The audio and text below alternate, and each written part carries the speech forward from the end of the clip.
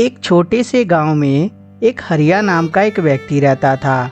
ऐसे तो हरिया की एक पत्नी भी थी, परंतु अब हरिया के साथ नहीं रहती थी, क्योंकि हरिया इतना गरीब था कि उसके पास 2 वक्त का खाना खाने का भी पैसा नहीं था। अच्छा हुआ कि उर्मिला मुझे छोड़कर चली गई, वरना मेरी तरह ही 2 दिन से वो भी भूखे ही रहती। कम से कम मुझसे दूर है तो उसका पेट तो भरता होगा। हरिया बिस्तर पे बैठकर अपने पत्नी के बारे में सोचता रहता है। अरे मैं भी कितना मूर्ख हूँ, अपने पत्नी के खाने पीने के बारे में तो सोच रहा हूँ, परंतु मेरा क्या जो 2 दिन से भूखा हूँ। एक काम करता हूँ, जंगल में चलता हूँ, वहाँ कुछ लकड़ियाँ मुझे मिलेंगी, उसे बाजार में ले जाकर बेच दूंगा, जिससे मुझे पैसे मिल जाएंगे और आज का मेरा खर्चा भी चल जाएगा। और यह सोचकर हरिया जंगल की तरफ निकल पड़ता है। तभी सामने जाकर देखता है कि एक बहुत ही हट्टा कट्टा मोटा सा पेड़ रहता है और सोचता है, इस पेड़ की टहनियाँ तो कुछ सूखी हुई दिखाई दे रही हैं। एक काम करता हूँ, इसी सूखी टहनियों को काट लेता हूँ और इसे बाजार में ले जाकर बेच दूंगा। इस बात को हरिया सोच रहा होता है, तभी पेड़ पर बैठा तोता सोचने लगता है कि सूखी टहनियों को काटेगा तो मेरा घर भी टूट जाएगा। और तभी तोता बोलता है, अरे भाई, तुम कोई और पेड़ क्यों नहीं देख लेते? यहाँ मेरा घोंसला भी है, तुम्हारे सूखी टहनियों के चक्कर में मेरा घोंसला भी टूट जाएगा। अरे मैं कहीं सपना तो नहीं देख रहा, ये तोता क्या सच में बोल रहा है? नहीं नहीं, मेरे कान बजते होंगे, वरना ये तोता इंसानों की तरह कैसे बात कर सकता है?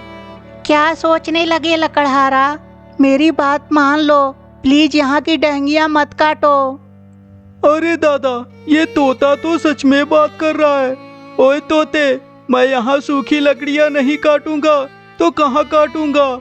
ऐसे भी पूरा जंगल छान मारा, एक तुम्हारे ही पेड़ पर सूखी लकड़ियाँ हैं, बाकी किसी पेड़ पे सूखी लकड़ियाँ नहीं हैं। लकड़हारे की बात सुनकर तोता सोचने लगता है और फिर तोता बोलता है, ऐसे भी सूखी लकड़ियाँ तुम काट कर करोगे क्या?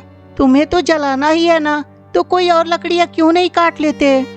तोता भाई, समझने की कोशिश करो, ऐसे भी मैं सूखी लकड़ियाँ जलाने के लिए नहीं ले जा रहा, बल्कि बेचने के लिए ले जा रहा हूँ, क्योंकि अगर जो मैं लकड़ियाँ नहीं बेचूंगा तो शाम का खाना भी मुझे नसीब नहीं होगा।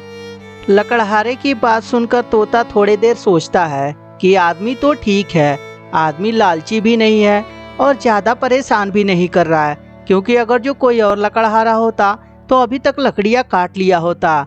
और तभी तोता बोलता है, अरे लकड़हारा भाई, इस छोटे से बातों से परेशान हो? मेरे पास एक जादुई कड़ा है, मैं तुम्हें वो दे दूंगा। जब भी तुम्हें खाना खाने का मन करे तो उस कड़े से मांग लेना, वो तुम्हें खाना हमेशा देगा।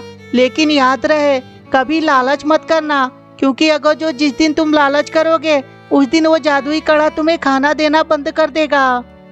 और यह बोलकर तोता हरिया को जादुई कड़ा दे देता है। जादुई कड़ा लेकर, तोता भाई, तुम्हारा बहुत बहुत शुक्रिया। और यह बोलकर हरिया जादुई कड़ा लेकर अपने घर की तरफ चल पड़ता है। थोड़े ही देर में हरिया अपने घर में पहुंच जाता है और बिस्तर पे बैठ जाता है और कड़े से बोलता है, जादुई कड़ा, मुझे बहुत जोर से भूख लगी है, मुझे खाना चाहिए।